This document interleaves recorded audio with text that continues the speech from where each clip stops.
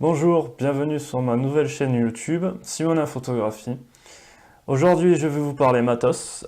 On commence directement avec un gros objectif Sigma, donc le 50-1.8, qui est un super gros objectif.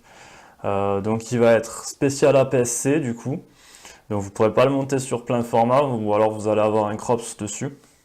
C'est quand même faisable, mais bon, ça sera pas aussi joli que sur un APS-C, il est vraiment fait pour. Donc il est quand même relativement lourd puisqu'on a un objectif qui fait 1,5 kg quand même. Donc si vous le prenez sur un mariage ou quoi, ça va vite vous faire les bras quand même. Donc le plus gros défaut de cet objectif, c'est qu'il ne va pas y avoir de stabilisation.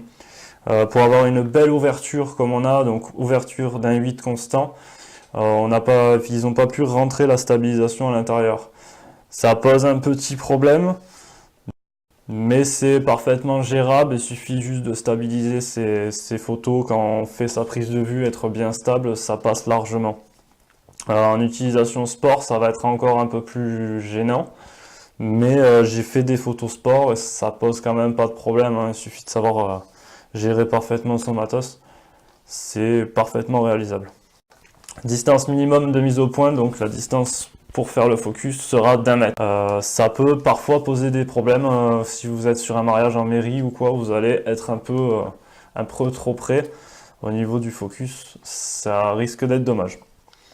Donc le plus gros avantage de cet objectif, c'est qu'il a un vraiment super piqué. Le piqué est extraordinaire dessus. Vous allez pouvoir prendre votre photo, zoomer dedans, il n'y a aucun problème. Vous avez vraiment un super objectif. Ça équivaudrait à un petit peu un 70-200 sur plein format. C'est un peu ce qu'ils ont voulu faire chez Sigma.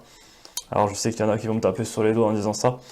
C'est pas un 70-200, mais ça y ressemble de très près. Et l'avantage, c'est donc l'ouverture d'un 8. Ce qui va être bien sur cet objectif, du coup, c'est que vous allez avoir une prise pour mettre votre trépied ici avec un pas de vis. C'est juste excellent parce que du coup, vous allez pouvoir mettre votre boîtier et avoir quelque chose de très équilibré. Du coup, plutôt que d'être accroché au boîtier où ça va pencher vers l'avant, là vous avez quelque chose de stable, bien posé. Donc là je voulais montrer sur mon boîtier 80D, vous montrer un peu ce que ça donne. Ouais, ça fait un gros matos, hein. C'est sûr que niveau aspect professionnel, il n'y a pas de doute, il n'y a aucun souci. Voilà, je vous montre en position portrait et en position paysage. Donc on va parler vite fait des petits points négatifs, ils sont pas énormes. Ça empêcherait pas d'acheter aujourd'hui encore cet objectif parce qu'il est vraiment excellent et performant. Donc les seuls petits points négatifs, ça va être le fait qu'il soit pas tropicalisé, donc il n'y a pas de joint qui empêchera un petit peu l'humidité, la pluie si vous en servez dehors, la poussière de rentrer.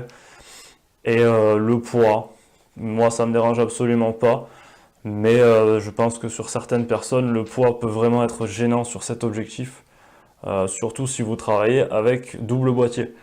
Ça, c'est encore pire d'avoir un truc assez long quand même et un truc lourd. Voilà. Donc j'espère que cette petite vidéo matos t'aura plu.